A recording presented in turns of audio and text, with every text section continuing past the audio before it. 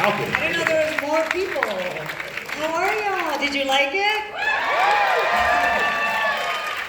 Thank you so much. Thank you so much. Appreciate it. Y'all got hometown Devon Franklin here. Hey. Thanks so much. We were in Dallas last night, and Texas, that's my hometown, so I got more cheers last night.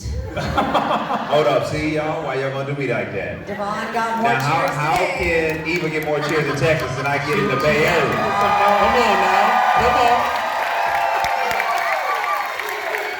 Thank you very much, thank you very much. Feel better now? I feel better. Okay. It's so wonderful to see you here, to see this film on a big screen. It makes all the difference. It really does. I mean, it fills my heart. I think I've cried 10 times today, but like just making this film and with the team we made it with was pretty special. You know, we opened at South by Southwest, the festival. We won the audience award, then we've continued to do a couple other festivals, and we did La LIF, which is the Los Angeles Latino International Film Festival. So to open it on the big screen in LA, in Richard's hometown, on that screen with that audience, it was like, it gave us chills. Mm-hmm. It's unbelievable. Thank you. Our format's gonna be this little conversation here, and then we're gonna open it up to questions from the audience, and we're starting out. Are you okay with that? Yeah, that's Okay, I love audience questions. Okay, fantastic. I mean, you're okay, but I like audience questions. No, I want to keep it brief. Yeah, I know. So, how did you two come together, and how did you decide on this film, this story needs to be on the screen?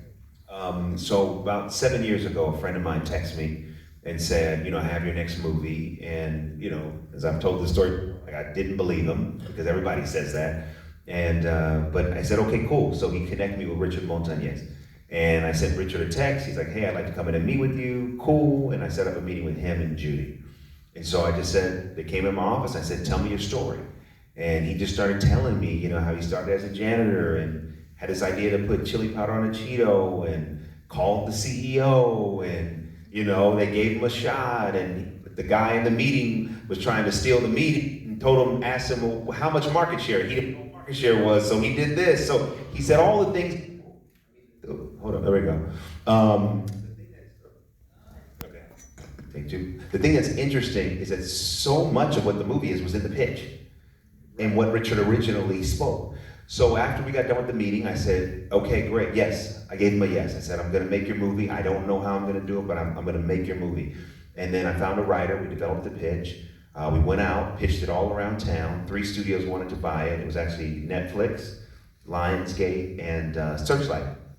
And because I had my deal with Searchlight and Fox, Stacey Snider called me. And she was like, why don't you give it to Matthew and David? So I was like, yeah, I will, because Stacey was signing the check at the time. That's a true story. So anyway, we developed the script, and then we were ready to look for a director. And it took about 2 years to get the script to a place where we could go out to directors. I sent the script to about 20 directors. 12 directors came in, the most directors of any film I've ever done, wanted to do this movie. And I got a call from Eva's agent. And her agent said, hey, Eva Longoria wants to meet on Flamin' Hot. I said, for what part? They were like, it's the truth. They said, for the part of the director. I said, well, has Eva directed a movie? They were like, no, she's directed a lot of television. I said, well, okay, she's read the script, I'll take the meeting. But I literally had no expectation. But I said, I'm not gonna pass up an opportunity to meet Eva. So Eva comes in. It's true. It's Eva Longoria. Give it up for Eva Longoria,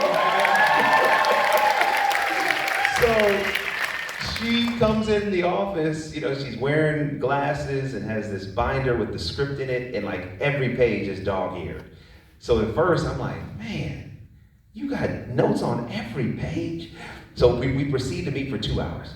And she walks me through everything that she wants to do. I didn't know until that moment that she has a master's in Chicano studies. So yes, give it up. So she gave me a master class in what she was gonna do. So long story short, by the end of the meeting, because I have a philosophy with any movie that I do, if you commit to the process, the director will show up. Right. And so when Eva came in, even though she never directed a movie, the director still showed up. And so when she left, I called the studio and I said, I found our director, it's Eva. They were like, she hasn't directed a movie. I said, so I'm gonna repeat. I found our director, it's Eva. They were like, well, can you bring us some other options? I said, yeah, fine, no problem. I said, but I'm telling you it's Eva.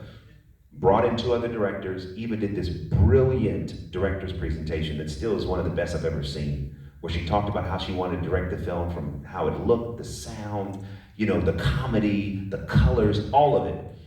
You're taking all the questions. Literally. And the studio said yes, yes. And that was the beginning of us working together. And then, you know, she worked, you know, we hired Linda Yvette Chavez and rewrote the script.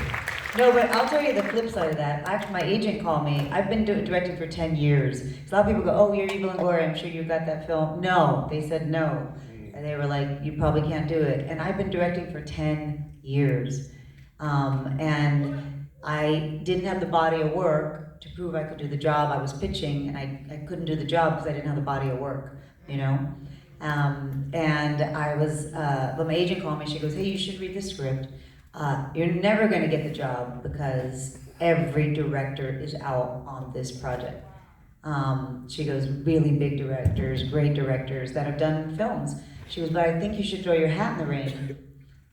You should go in there and impress them, because I'm sure they'll be impressed by you to give you a different job. Just they'll remember me down the line. Like, remember she came in, she was great.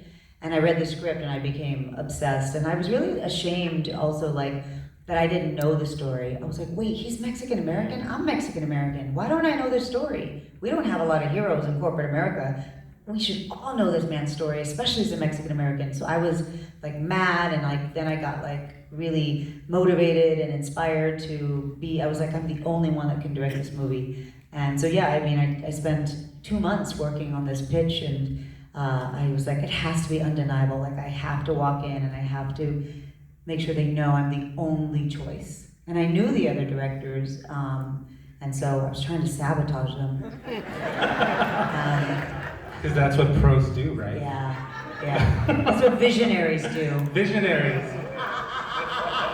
No, but I'm gonna, let me tell you, as a woman and as a person of color, you have to be prepared to work twice as hard and twice as good and twice as fast and twice as cheap as anybody else.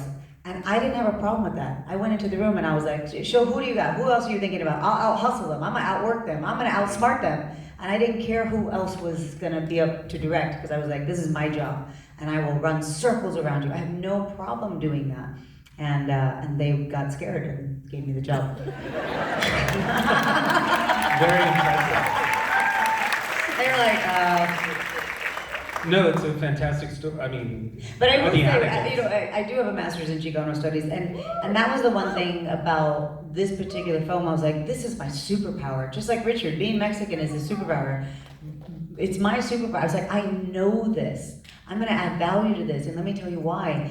And just as I educated Devon on who we are, people don't understand. We're discriminated against. We have police brutality. We are uninsured, uneducated, and unemployed too. You know what I mean? And so I was like, I feel like we have to set the table a little bit for people who don't understand the Mexican-American experience. And I went into Devon, then I went into the junior execs, and went into the bigger execs. I had to keep going back in and pitching. And the more I explained this, I was like, you guys have to understand the community in which we come from. I am Richard Montañez. I'm Richard. I've been told no. I've been told we are all Richard. Yeah. I think that's what makes the film so resonant. It's that, it's not necessarily, if you've worked in that kind of environment, it's like, I call it the glass door. You don't get in. You don't have the opportunity, so forget about a glass ceiling. But very impressive. And you mentioned getting your degree in Chicano studies. How much did that inform moving forward in how you proceeded with this project, or how you proceed in everything? Really? Yeah, it informed a lot. The pitch Devon's talking about. When you do a pitch, they ask you for comps. What are your comps? What is this movie going to be like? Is it going to be like Pursuit of Happiness? Is it going to be like, yeah, The Big Short? Is it gonna be like, and I go, there are no, comps mean comparisons. What do you compare it to? Comparables, Right, comparables. And I was like, there isn't one. This movie hasn't been made yet. And it was true though, and I had inspiration from Adam McKay, because I like the way Adam McKay has a journalistic approach, and he's, you know, anybody who could make an interesting movie about the housing crisis is like a genius. Anybody who can make an entertaining movie about Cheney is a genius, you know. But I like the way he would set the table, right? And he goes, look, this is what happened in 2008. Interest rates went up, da-da-da-da, blah, blah, blah. Okay, we got that out of the way? Great, let's go on with the movie. Yeah. But he sets it up in a way, and so I said, you know, the Chicano movement in the 60s, that small montage, like I didn't want it to be a history lesson, but because it was in Richard's voice, and he told me this, Richard said, I said, were you part of the, you know, Chicano? And he said, he goes, you know, I remember the Chicano movement. I didn't have an effect on it, because he didn't participate, but he goes, but it had an effect on me. Right. And I never forgot he said that. Because there were so many Chicanos at the time that kind of were like, oh, I just want to keep my head down, I don't want to be a part of that. And a lot of Chicanos in the 60s that fought for us to have, you know, fair housing, you know, access to quality education and things. And so I was just like, you know, I'd like to set the table for the audience who isn't aware of the struggles of the Mexican-American community. Quickly, you know, we were being shipped off to Vietnam, we were being arrested if your name was Martinez, Gonzalez, if it ended in a Z, you were getting arrested, you know. Yeah, and so, yeah, it definitely informed that. And then also, you know, the hierarchy in the factory. I love that scene. Yeah, I love that scene too. Because I needed to explain again, like, okay, you gotta understand, there's like people at the bottom and people at the top. But that's a metaphor for society. Right.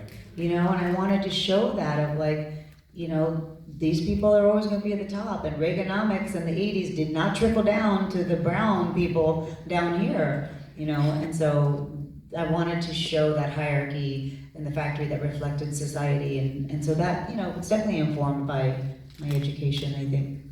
So all of this said, you know, right now with everyone speaking about diversity, equity, inclusion, I mean, they talk about it, I know, but another thing is to actually live it and to implement it, and by the looks of it, this project is entirely in that lane. Devon and I are on every single diversity panel ever assembled. It's true. It's true. I also think people get nervous when you and I walk in a room. I know. Because he's a producer and I'm a director, and they're like, oh God, here come the Here they brown come. people. Black and brown. Black and brown, they're gonna make trouble. That's it. We're gonna get it. I mean, we had to partner up so much on this film to get so many things. I mean, it wasn't just like, oh, hey, here's the money, go make your movie.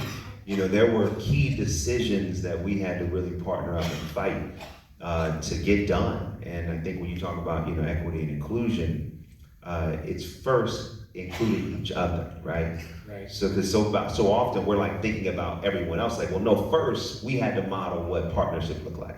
We had to model what inclusion looks like. We had to model that, so then we can go as a team and a unit. There was never a situation ever where there was a divide and conquer. It was never, we were always on the same page. We would get our game plan together, and then we would go strategize. And I think that from a global standpoint, especially from entertainment, there's not enough of that when it comes to us as people of color.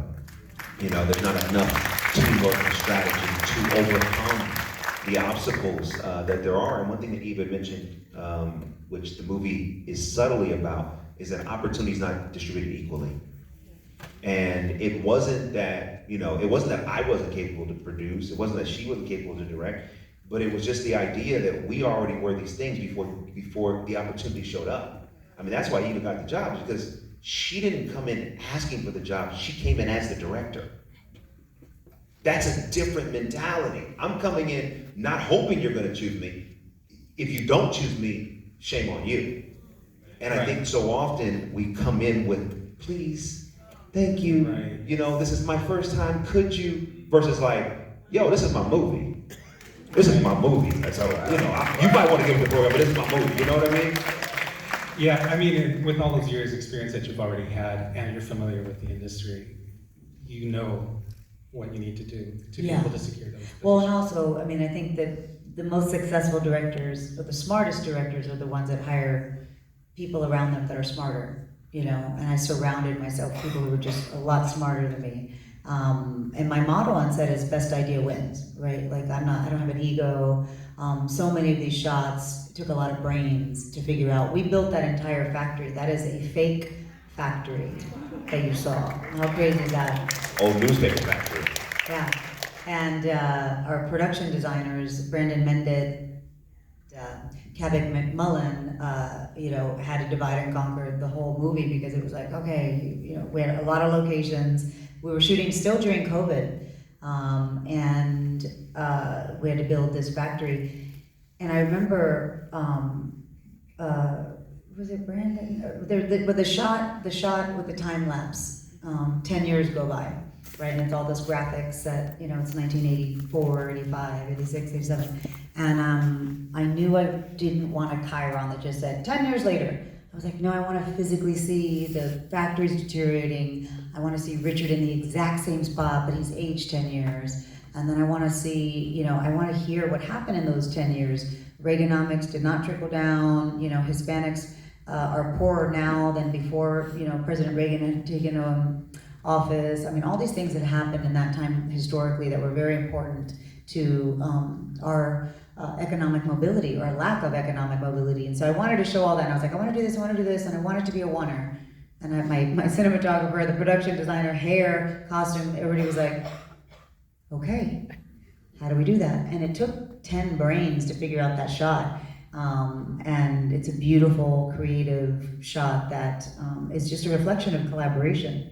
It's a really, really hard thing to do. Also, we had a very ambitious schedule, and we had a very ambitious script, and the studio kept telling me, you gotta cut, you'll never make this movie. You gotta cut your days, you gotta cut your scenes, you gotta drop this scene, you gotta drop that scene. And I said, no, I'm not dropping anything. And because I've had 10 years experience in television, the pace of television is very fast. And I, you know, these 10 years actually prepared me for this movie, because this movie, we had to go fast. And so I think I was the only person who could have done what I did, was to finish this film. We did not drop one scene. We did not punt a scene. We did everything. And that was because I had that experience, you know? Right. Yeah. Okay.